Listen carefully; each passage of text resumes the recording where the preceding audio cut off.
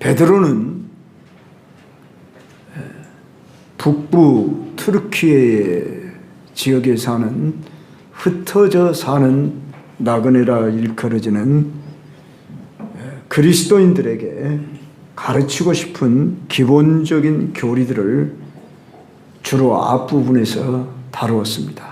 오늘 이 본문에서부터서는 그의 수신자들에게 거룩한 생활을 어떻게 할 것이며 사랑으로 어떻게 하면 가득 찬 삶을 살 것이며 하나님을 신뢰할 수 있는지에 대하여 실제적인 예들을 강론합니다.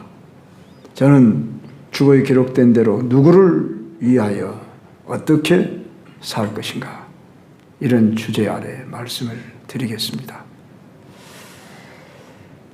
우리는 이미 누구를 위해서 살아야 하는 줄 아는 사람들입니다. 그렇지만 왜 누구를 위해서 어떻게 살아야 하는가, 이 질문은 우리가 늘 다시 한번 확인할 필요가 있는데, 이 본문 속에서 우리 그리스도인들이 누구인가 하는 나 자신에 대한 정체성을 먼저 이해하는 것이 중요합니다.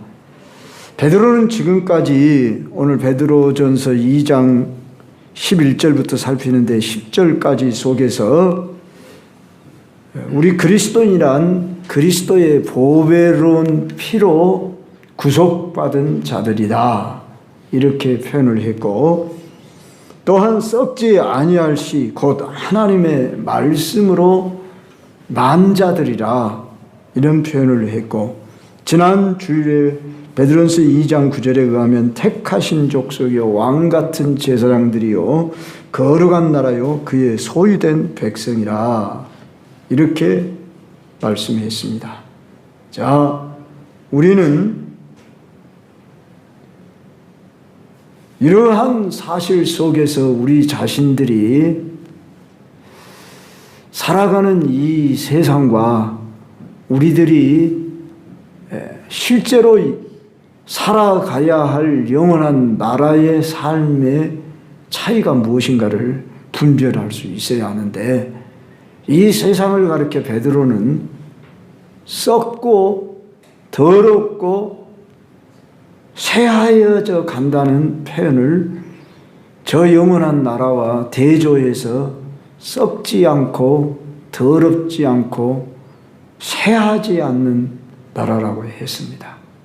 사실 해 아래 새 것이 무엇이냐, 봄이 되니 또 새싹이 나고 새 움이 트니까 새로운 세계가 열려진 것 같지만 여전히 예전에 있었던 것입니다. 그래서 솔로몬이 전도서에서 헛되고 헛되니 헛되고 헛되도다, 해 아래 새 것이 없나니, 이런 표현을 비롯해서 모든 것이 헛되도다, 이렇게 표현했습니다. 얼른 들으면 염세주의자로서 말한 것 같지만 결코 그렇지 않습니다. 그는 이 세상에서 부귀 영화 권세 지혜 모든 걸 다 가지고 누려봤던 자이지만 창조주 하나님 없이 살아가는 삶은 헛된 것들이더라, 그런 말입니다.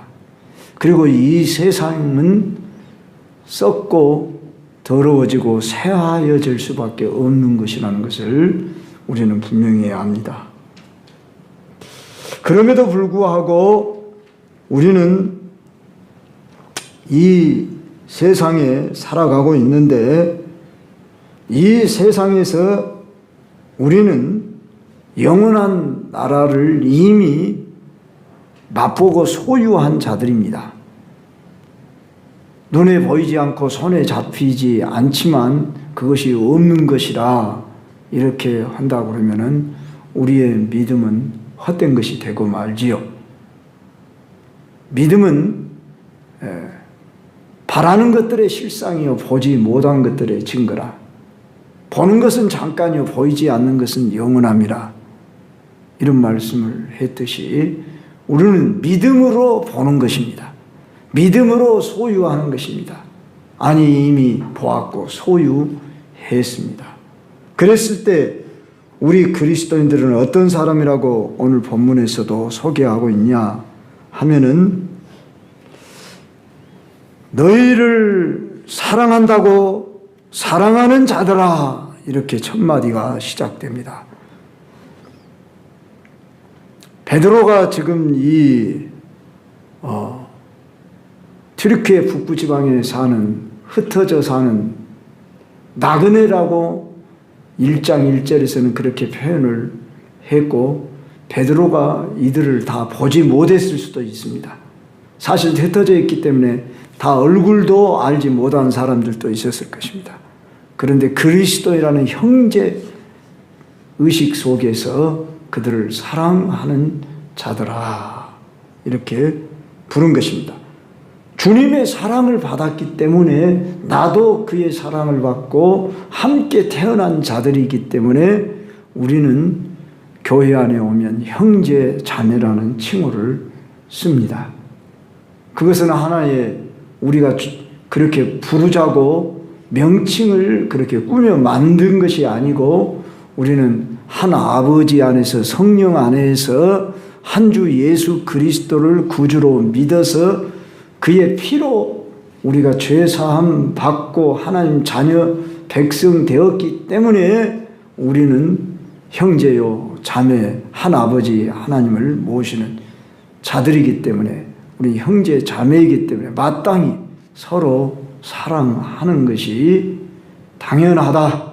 요한 1서에서도 그렇게 증언하고 있고, 너희가 피쳐 뜨겁게 서로 사랑하라 했기 때문에 베드로 역시 성도들을 향하여 사랑하는 자들아, 이렇게 불렀던 것입니다.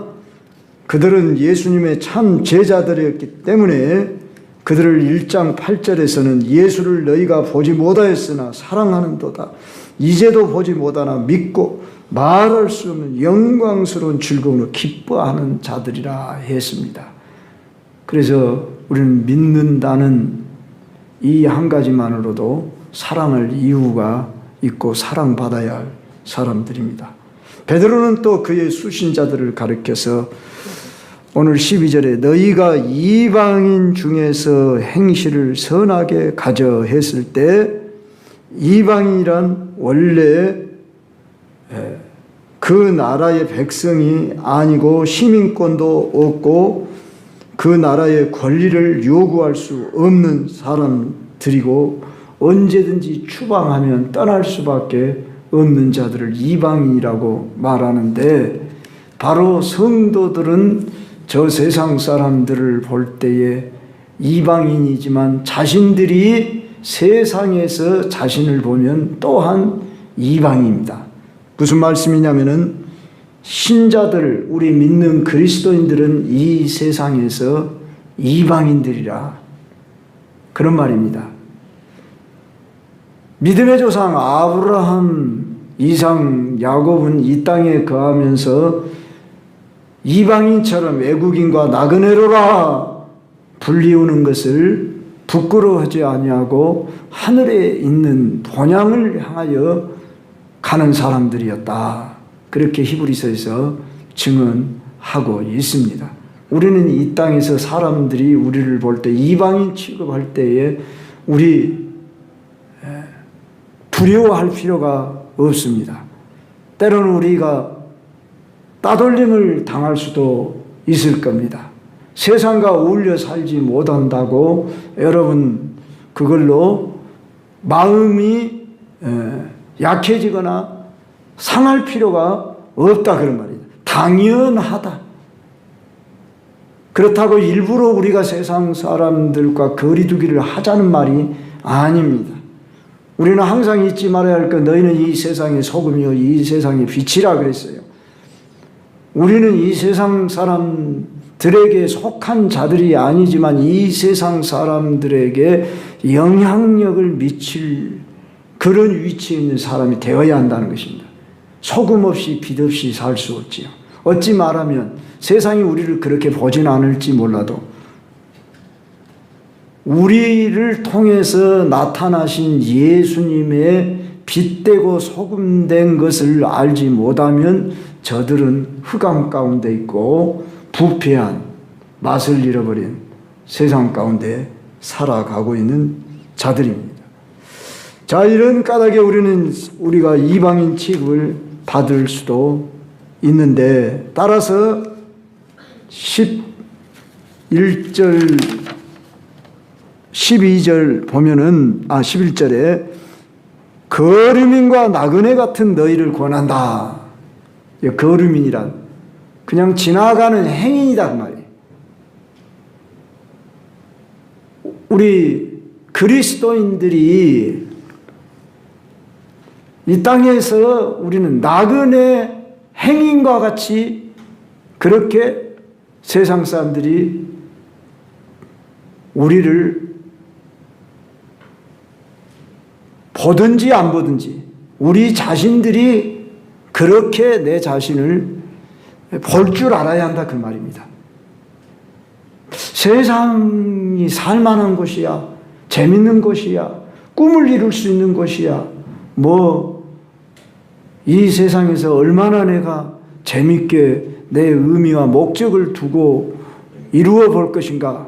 물론 우리는 이 세상을 그저 여행객으로 지나가는 자로 살아가는 것은 잘못된 그런 세계관일 수도 있습니다. 왜냐하면 우리는 이 세상 나라를, 그리스도의 나라를 이루는 것을 목적으로 삼고 이 세상에 파송된 사람들입니다. 그러나 우리는 이 세상에 속하지 않은 거류민과 나그네라. 이것을 알아야 합니다. 그래서 이 세상에 안주하고 이 세상에 그 무엇을 꿈을 두고 자자손손 내가 뭘 이루어야겠다. 이것은 욕심입니다. 더 근본적인 우리가 소원을 가져야 합니다. 영적인 소원으로.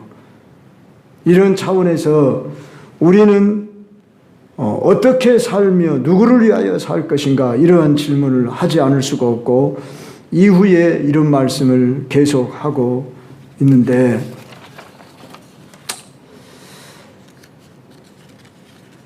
우리는 누구를 위해 살아야 하는가 할 때 우리는 이미 그것이 결론 나 있어야 합니다. 로마서 14장에서 우리 중에 누구든지 자기를 위하여 사는 자가 없고 자기를 위하여 죽는 자도 없나니 사나 죽으나 주의 것이로다. 우리가 먹든지 마시든지 무엇을 하든지 하나님의 영광을 위하여 하라 하는 것이 우리의 가장 근본적인 가르침이고, 이것이 이미 실제로 우리가 결론이 나 있어야 합니다. 그런데 아직도 나는 그렇지 않는데요. 나는 우리 가족의 행복을 위해서 사는데요. 나 자신을 위해서 사는데요. 나의 인생의 꿈과 목적을 달성하기 위해 사는데요. 이것은 자기의 자유로 그렇게 생각을 가졌을지라도 그것은 자기의 욕심에서 나온 것이고, 엄밀히 말하면은 하나님과 상관없는 내 인생의 계획이요 목표일 뿐입니다. 빨리 내려놔야 합니다. 우리는 거듭난 사람입니다. 말씀으로 거듭난 사람들입니다. 거듭났다는 말은 무슨 뜻입니까? 예수님의 공로로 나는 하나님 자녀가 되었다. 하나님의 백성이 되었다. 하나님의 시민권을 가지게 됐다. 그러면 그 나라의 법을 따르며 살아가야 합니다. 우리가 대한민국에 소속되어 있기 때문에 대한민국의 국법을 따르고 또는 시민법을 따르지 않습니까? 자, 이와 같이 우리는 하늘나라 하나님 백성의 시민권 가진 자들로 그들의 법을 그의 법을 따르며 그분이 주시는 그 권리를 행사하고 의무를 다해야 하는 것입니다. 이 모든 것이 하나님의 사랑의 법 아래에서입니다. 하라고 해서 하는 것이 아니라 하나님의 은총 아래에서 우리는 감사 감격하는 가운데서 마땅히 그렇게 하는 것을 기쁨으로 여기고 우리는 이 일에 동참하기로 우리 자신의 마음을 열고 예수님을 구주로 하나님을 아버지로 섬기게 되었습니다.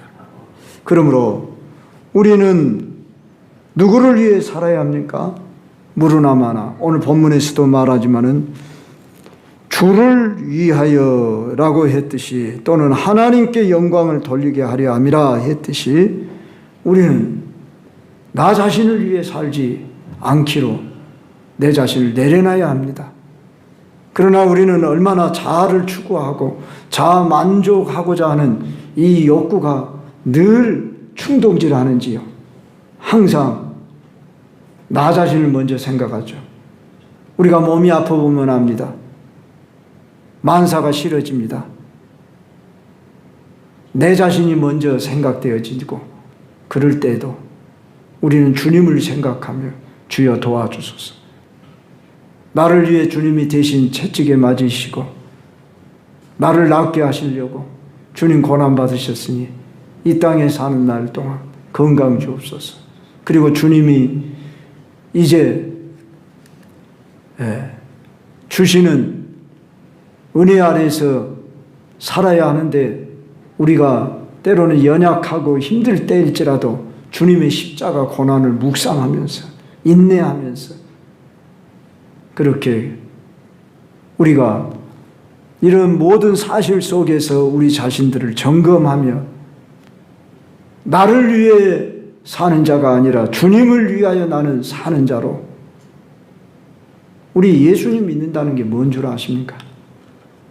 늘상 자주 이야기지만 나를 따라오라 그러거든. 자기를 부인하고 날마다 자기 십자가를 지고 나를 따를 것이니라. 내가 부인되지 않았는데 그 다음 단계로 나아갈 수가 없어요. 그래서 사도 바울도 나는 날마다 죽노라 했단 말이에요. 아니 우리는 예수님 믿겠다 할 때부터 이미 십자가에 함께 못 박혀 죽은 자로 인정하고 나로 사는 것이 아니라 예수 부활의 생명으로 삽니다. 이게 그리스도입니다. 지금까지 그리스도인의 뭐 정체성이라고 하겠고 우리가 주를 위하여 왜 살아야 하는가 하는 이 질문 앞에서 우리는 기꺼이 자원함으로 나는 주를 위하여 살기 위해 태어났습니다.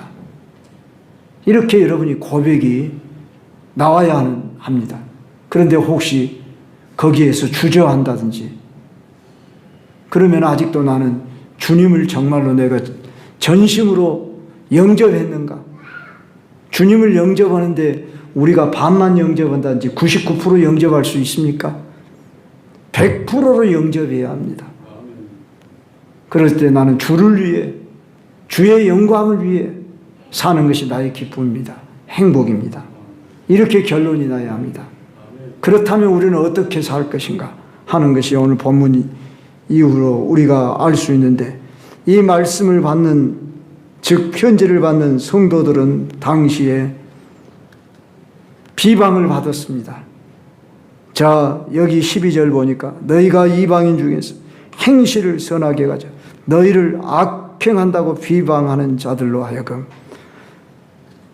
그리스도인들이 악행한다 그렇게 비방을 했다는 것입니다. 잘못된 낙인들로 오해로 성찬식을 행하는 사람들 예수님의 살과 피를 먹고 마신다느니 이런 말을 들으니까 저들은 인육을 먹는 자들이다 이렇게 비난했답니다. 성도들 간의 형제 자매들이라고 하니까 근친 상간자들이다.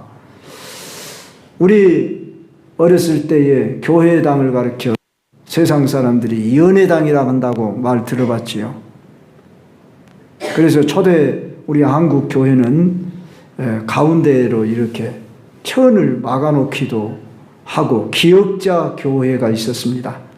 그래서 설교자는 양편을 다 볼 수 있지만은 남녀가 함께 자리를 못하게 하고 저 김제에 가면 지금도 기역자 교회가 있다고 합니다.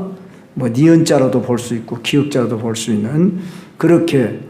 자, 그래서 남녀 7세 부동석이라 우리 유교적인 풍습에 의하면 그러지 않습니까? 근데 지금도 남녀가 우리가 이렇게 함께 앉았습니다. 근데 저 청소년 시절 때 교회를 다니면 제일로 좌편이 주로 남자들이 주로 앉았던 것을 기억합니다. 그리고 나머지는 한 3분의 2가 여성들이 많으니까 여성들이 이렇게 따로따로 앉는 풍습이 벌써 제가 교회 다닌 지도 거의 50년 가까이 되니까 50년 됐네요. 그러니까 그 시대만 해도 반세기 전에만 해도 그렇게 누가 그렇게 앉으라고 하지 않았지만 그렇게 앉는 풍습이 있었던 것 같은데 그 옛날에는 얼마나 그런 오해가 핍박이 많았겠습니까? 심지어 교회인들을 향해 이기주의자들이라 지금도 그렇게 말들을 하는곤 하지요. 그건 우리 그리스도인들이 잘못을 해서 볼 때 우리끼리만 저러 친하고 항상 나 중심적으로 살면 세상 사람들에게 그렇게 비난을 받을 수 있습니다. 이기주의자라. 심지어 그 시대에 폭동을 일으키는 자들이라고 비방을 받았답니다. 당시 네로가 이 로마를 다스리던 때에 기독교인들을 종교적인 이유로 핍박을 했는데 이 로마 정치 사회의 현실은 다신교를 인정하는 그리스도마 신화를 보면 알겠지만은 얼마나 많은 신들이 있고 특히나 로마 황제를 신으로 숭배하던 그 시대에 그리스도인들은 오직 하나님만이 유일신이고 예수님이 우리의 구주다 이렇게 고백을 하고 있으니까 이제 기독교인들을 핍박, 독선적인 배타적인 종교로 낙인 찍기에 충분했습니다.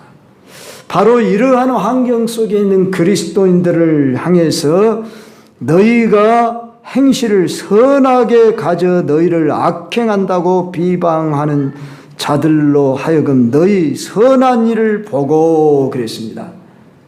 자, 우리가 왜 선한 일을 행하여야 할까요? 이런 질문을 할 때에 유교 불교적인 풍습 아래 그 생각을 가지고 있는 사람들은 구원받기 위해서 우리가 선행을 행해야 한다 말하는데 우리의 선행으로는 도저히 구원을 이룰 수 없기 때문에 우리 주 예수 그리스도께서 십자가에서 죽으신 것입니다. 그러면 우리가 선행을 해야 할 이유가 무엇입니까? 할 때에 극단주의로 나아가는 구원파 종교에서는 뭐라고 합니까? 이미 우리는 죄사함 받았다. 거듭났다. 그러니 다시 죄를 회개하면 안 된다. 구원받지 못한 사람들이나 하는 일이다.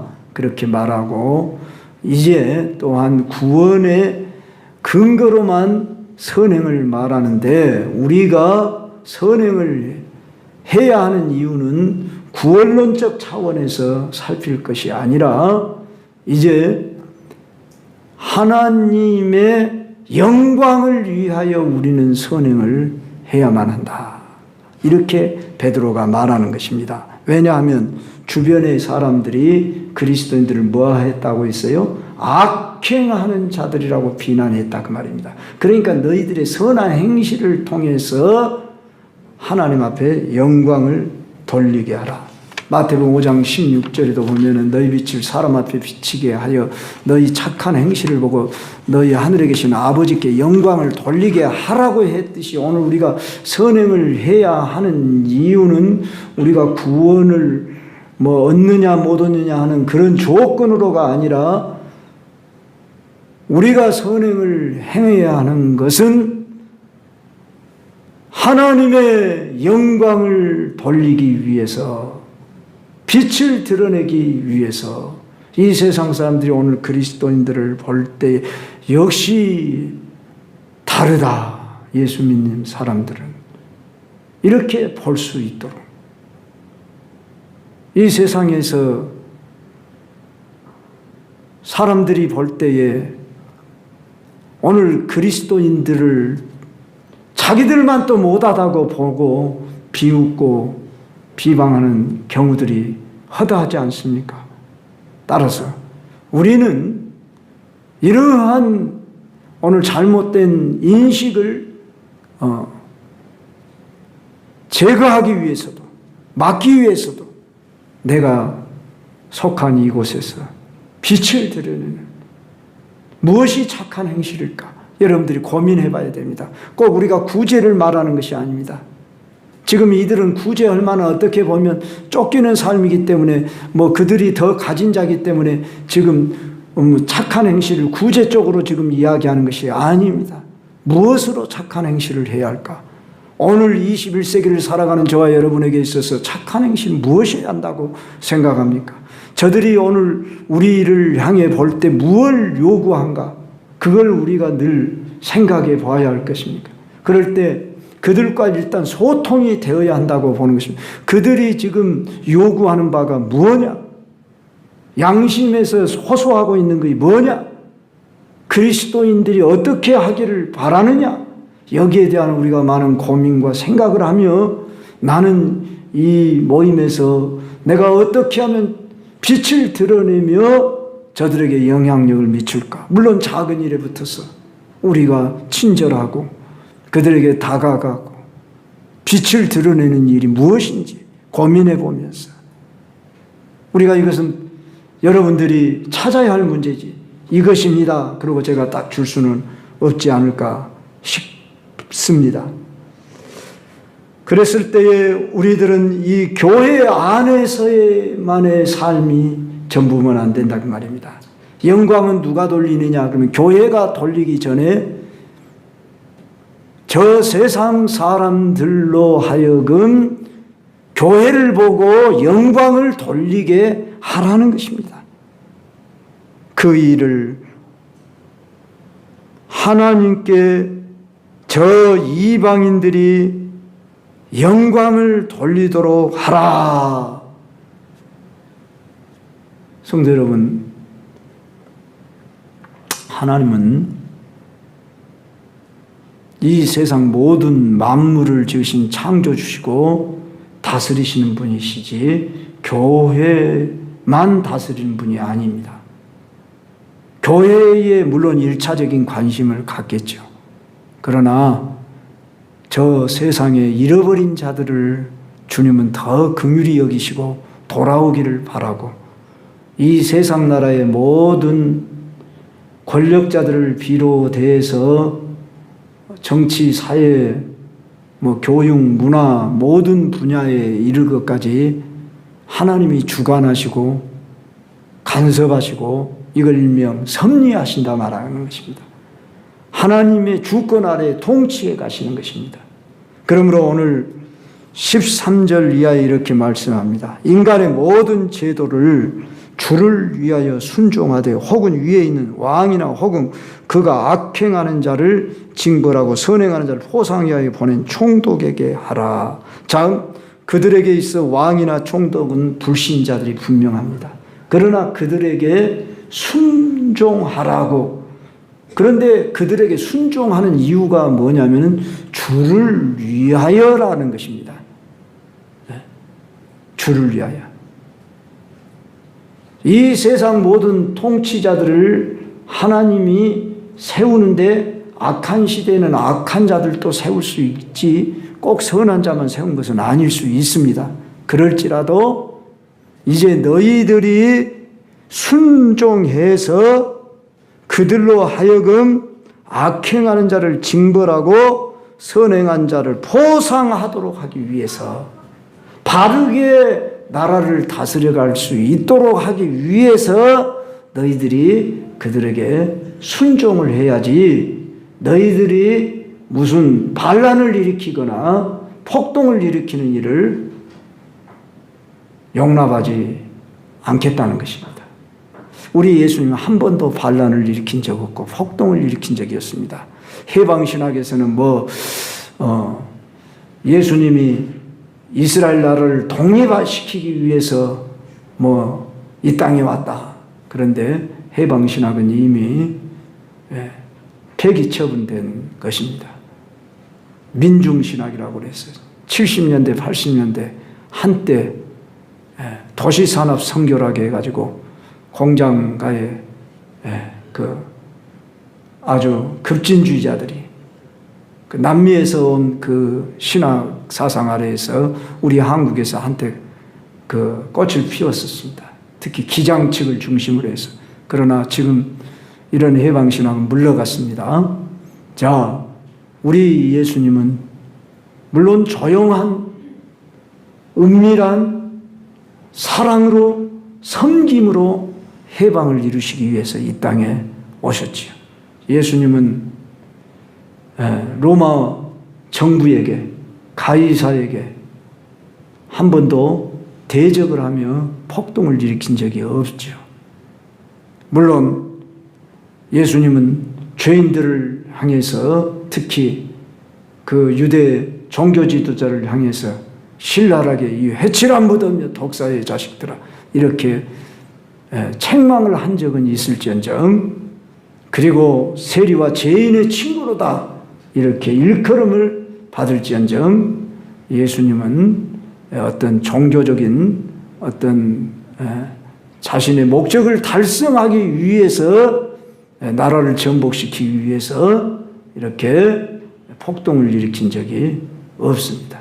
따라서 베드로가 지금 흩어져 있는 나그네 이 편지를 받는 성도들을 향해서 모든 제도는 주를 위하여 순종하고 위에 있는 왕이나 총독에게도 그렇게 하라.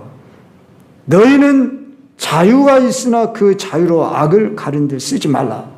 우리 그리스도인들은 자유자입니다. 이 말을 잘 이해해야 합니다. 자유자.